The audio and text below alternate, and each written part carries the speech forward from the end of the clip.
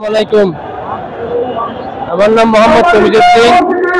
আমরা চট্টগ্রাম থেকে অনেক বন্ধু বান্ধব এসেছি। আজকে 3 দিন থেকে আমরা শাহবাগের মুখ থেকে প্রথম আমরা সচিবালয়ে ছিলাম, সচিবালয় থেকে আমরা প্রেস ক্লাবে চলে গেছি।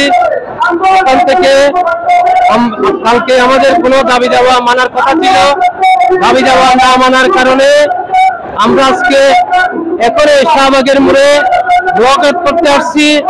এখন আমাদের মূল দাবি হচ্ছে 3টা।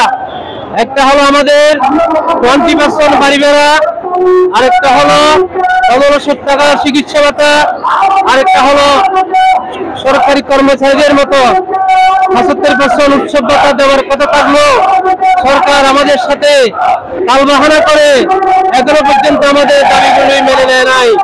যার কারণে আজকে আমরা শাহবাগের মোড়ে ব্লকআউট করতে বাধ্য হয়েছি। যতক্ষণ পর্যন্ত আমাদের দাবি মানা না হবে ততক্ষণ পর্যন্ত আমরা এই জায়গায় অবস্থান করব। প্রয়োজন বোধে লাগাতার কর্মসূচি দিয়ে মাসকে মাস আমরা এই জায়গায় অবস্থান করে আমাদের দাবিগুলি মানতে বাধ্য করে আমরা এই পথ ছাড়ব। এখন আমাদের সাথে আমাদের হাটাদারির অহংকার, আমাদের বর্তমানে ইসলামী আলিম মাদ্রাসার শিক্ষক প্রতিনিধি যিনি কয়েকবার চেয়ারম্যান নির্বাচিত হয়েছিলেন, যার প্রধান উপদেষ্টা ইউনূস সাহেবের অত্যন্ত কাছের মানুষ, উনি এখন কিছু আপনাদের সামনে বক্তব্য নিয়ে আসছেন। জনাব মোহাম্মদ সেলিম চেয়ারম্যান, আমি সেলিম চেয়ারম্যানকে তার মূল্যবান বক্তব্য রাখার জন্য বিনীতভাবে অনুরোধ করছি।